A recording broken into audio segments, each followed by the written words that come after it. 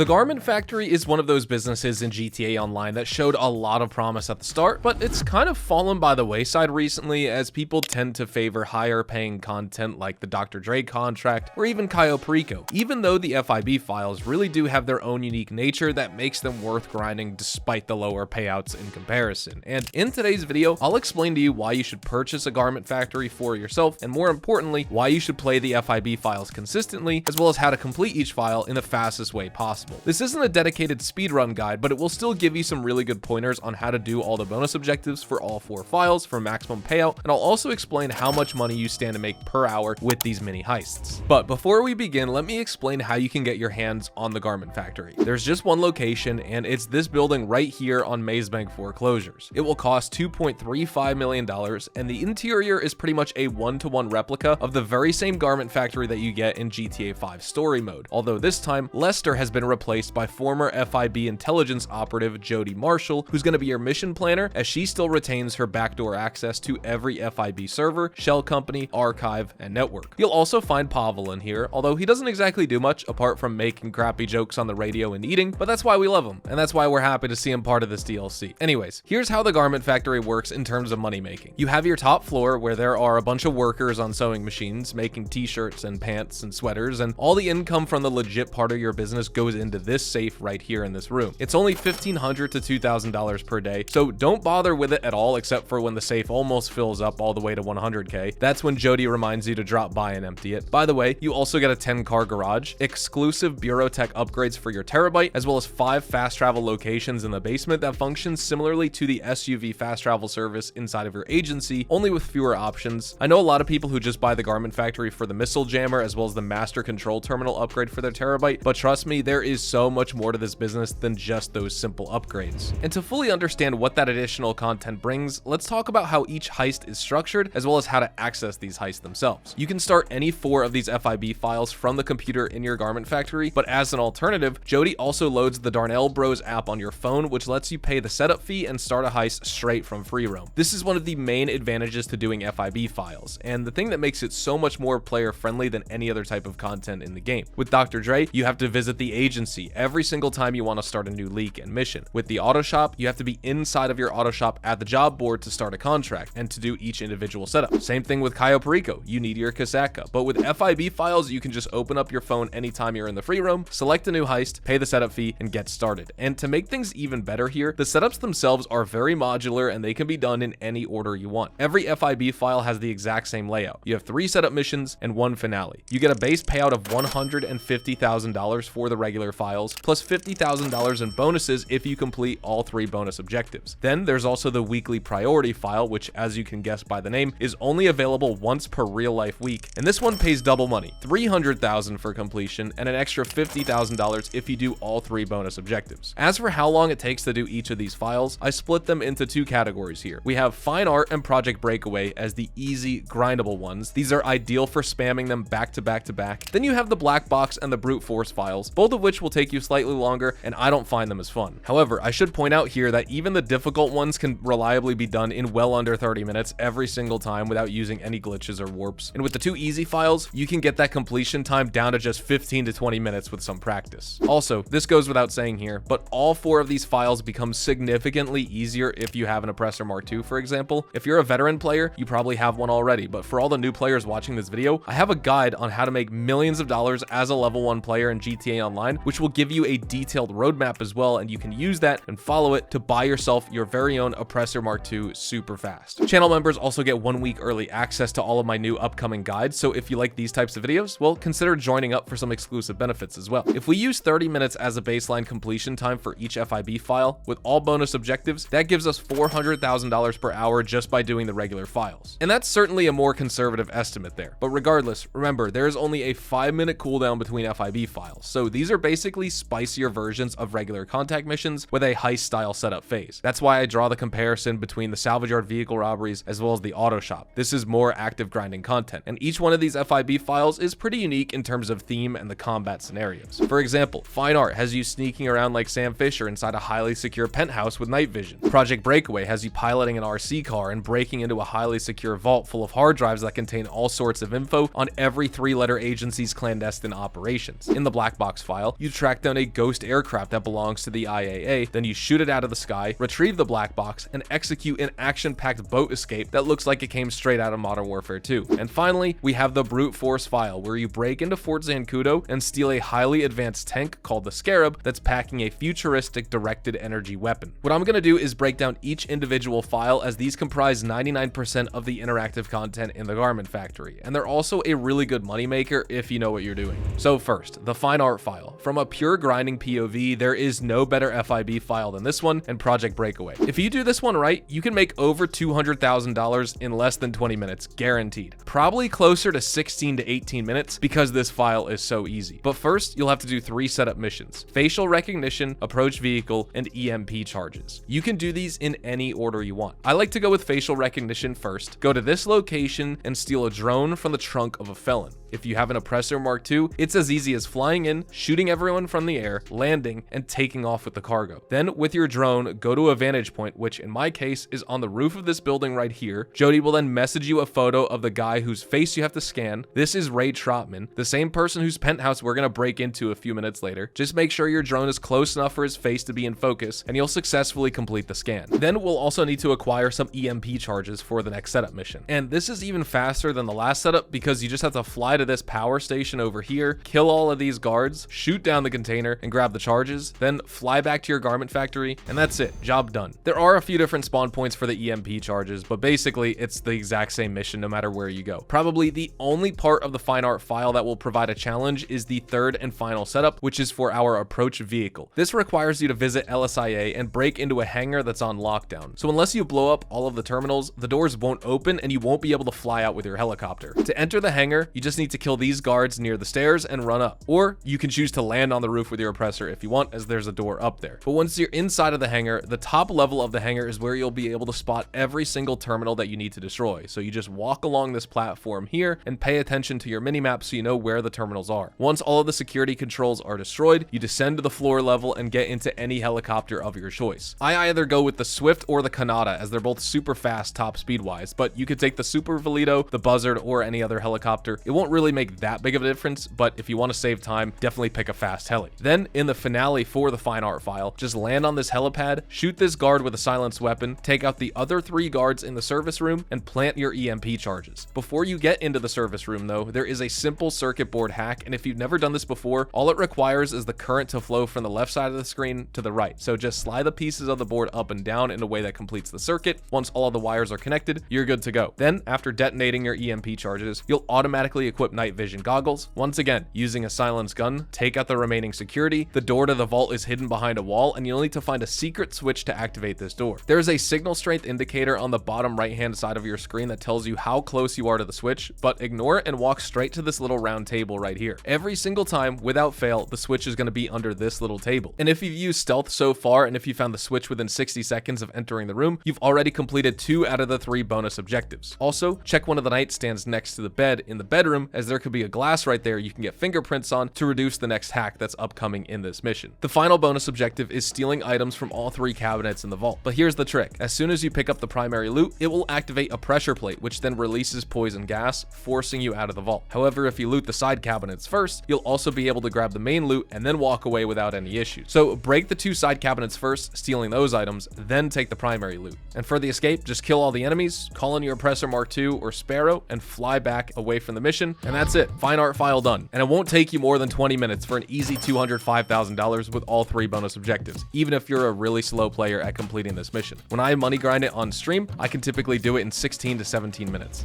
Project Breakaway is also quite simple and shouldn't take you more than 20 to 25 minutes. First, we're going to do the mobile tracking setup, for which we need to steal a special RC car with a tracker device planted inside it, and then we need to drive this RC car into the back of an Eberhard munitions van. Jody will give you 3 locations on the map, but one of them will be stationary. I recommend going after either of the circles that are moving, as their movement will give you a really good idea of exactly where the van's going to be, since the circles are drawn with the van at the center. So find the van. It's going to be one of these white ones with Eberhard written on the side. Hack into it to open the rear door and drive in with your RC car. Then for the thermal charges setup, you'll have to go to the post-op depot and secure a photo of a delivery list. Then Jody will give you the coordinates to the warehouse that contains your thermal charges. So fly out there, shoot all the guards, grab your charges, and fly back to the garment factory. That won't take you you more than 5 minutes. The final setup is an encryption bypass, and for this one, you'll have to break into an apartment in Vespucci Canals. Once inside, you hack into this keypad to open the basement gate. It's a simple timing-based hack, so just line up the notches with the red bar in the center, and you're done. After you've secured the malware from the basement, you'll also need to kill the FIB agent who's fleeing away from the house. If you have an Oppressor Mark II, it's super easy and only takes a couple missiles to blow up his car. Send a photo of his charred body as proof to Jody, and you'll complete the mission. The finale is as straightforward as it gets as well. Use Trackify to home in on the building where the Eberhardt van is being stored, then shoot up the guards and use your RC card to destroy the poison gas dispenser. Walk in, do this simple word puzzle hack, and steal the hard drives as well as the black books and the other loot that remains, then fly away and deliver the contents to the buyer. Mission complete. Number 3 is the black box file, and this one's going to take you a little bit longer, primarily because it has all these scripted sequences where the game artificially restricts your pace. Otherwise, the missions themselves are quite simple, and this is also where you'll discover the true value of the Oppressor Mark II, because without it, these missions will take you a lot more time and it's just super tedious. So make sure you have an Oppressor if you're going to grind the black box file over and over in the future. So there are 3 setups as usual: hacking device, sonar equipment, and weaponized aircraft. Hacking device and sonar equipment are both very streamlined in terms of their mission structure. In hacking device, you visit a rooftop on La Puerta, kill some thugs, grab the device from one of these tables, and plant it atop the LSIA control tower, the one with the big spinning radar dish. In the sonar equipment mission, you have to visit the docks and steal the equipment from this tugboat right here. Very minimal resistance. Also, I definitely recommend parking your Oppressor on the docks and diving into the water to get to the tugboat, because while you technically can park your Oppressor right next to the chest containing the hacking device, sometimes it'll get stuck in there and you can't use it to fly away. The third and final setup, weaponized aircraft, is also the most complex one here. The game will tell you to steal a Tula aircraft from a Merryweather barge that's parked off the coast on either the northwestern part of the map or on the eastern side, and that's fine, but here's the issue. Unless you have an Oppressor or a weaponized helicopter, you'll have to take the crappy dinghy over to the barge, and it's being guarded by a couple of speedboats and some buzzards. Having an Oppressor Mark II makes these enemies trivial because you can just skip the dinghy and board the barge directly. But then the game will gaslight you into thinking that you have to destroy some more Merryweather helicopters with the awful front-mounted machine guns on the Tula. Not only are these machine guns insanely weak, but the Tula is also really slow and not very maneuverable and kind of a piece of crap, which makes it a pain to shoot down the buzzard wave reinforcements. So here's what you can do. As soon as you enter the Tula, you'll start to see the 3 red dots spawn on your minimap, and the text will appear saying take out the Merryweather helicopters. Right then and there, exit your Tula, go back to your Oppressor and use it to turn all the buzzards into scrap metal within seconds, or you can use your railgun or heavy explosive sniper rounds. After all the buzzards and enemy reinforcements have been dispatched, take the Tula and fly back to LSIA to complete the mission. You'll save nearly 3 to 4 minutes of time if you do it this way, guaranteed. For the finale, you can safely ignore all of the helicopters. Instead, just focus on hacking the cargo plane and shoot out the engines until it goes down. Then when you dive in, you'll have to collect 2 additional pieces of loot that are placed on the right and left sides of the airplane fuselage. With these 2 collected, head inside and place a C4 charge to open up the room that contains the black box. Honestly, Rockstar's awful swimming controls are the real enemy here, not the aimbotting NPCs who keep shooting at you even though you're totally underwater. But thankfully, there's no time limit for this mission. Just take it easy, head back up to the surface, and get into this friendly dinghy right here. You can't pilot it, but you can still shoot, and I recommend using any accurate submachine gun for this part of the mission because it's essentially a rail shooter sequence like the ones you get in COD story missions with heavily scripted set pieces, and you have to get 5 or more kills in this part of the mission for one of the bonus objectives. If you've retrieved the 2 additional pieces of loot from the ocean floor, that was a second bonus objective right there, and if you destroyed all 4 plane engines, that's the third bonus objective. But now you have to kill 5 people during this scripted chase scene, and the easiest way to do this is by shooting police officers who pull up in their cars right next to the riverbank. They have very little health, and you can easily drop them with just a couple rounds. Don't try and shoot the helicopters, you just won't be accurate enough to kill the pilots since the boat is moving around constantly, and your aim is going to keep shifting as you fire. So instead, go for those cops on the riverbanks, and you'll easily complete your third bonus objective. You can also let your character take so much damage that you die, and you'll respawn next to a sea shark that you can take, and then shoot the enemies manually that way. That also works, and that's kind of my preferred way of completing this mission.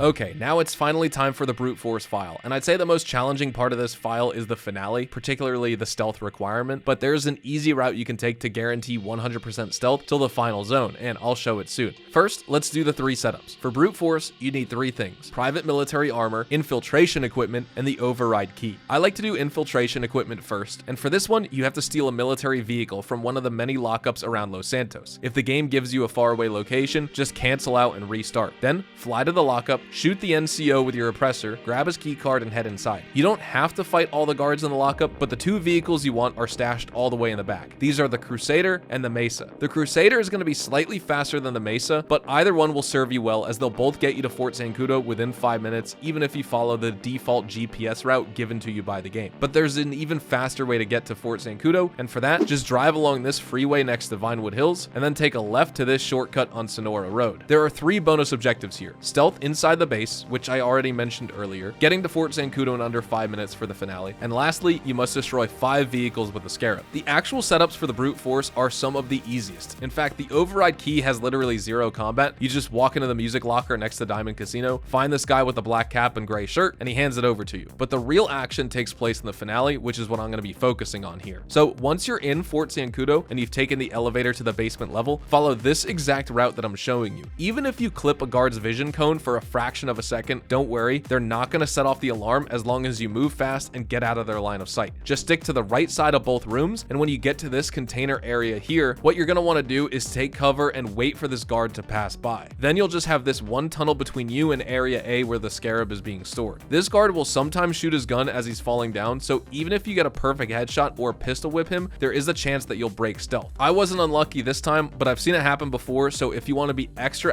safe, which is definitely what I recommend, just hug this wall and wait for him to pass by. Then rush into area A where you'll find 3 guards as well as a Juggernaut. You could hold an angle near the door and pop heavy sniper rounds into the Juggernaut's head until he eventually goes down, but I've got a much better way to kill him. You take cover behind this green box right here, pull out your grenade launcher, and shoot from cover without aiming. If you shoot from cover, the grenade launcher's fire rate is increased dramatically, and you'll dump 6 or 7 rounds in no time, and then the Juggernaut will get vaporized before he even gets a chance to fire back. Then what you're going to want to do is get into the Scarab, use the override key, and on your way out with that vehicle, use the roof-mounted machine gun to shoot these 2 vehicles that are coming straight at you. You have to use the awful roof-mounted machine gun to get that 5 vehicle bonus. There is no other way. Thankfully, NPC cars also count, so as soon as you get outside, pull a U-turn, go over the tunnel right here, and drop down onto the freeway. Then you can start shooting at NPC cars on your way to the delivery point rather than taking out the enemies pursuing you. And with that, you should have absolutely no trouble completing all 3 bonus objectives for the brute force file.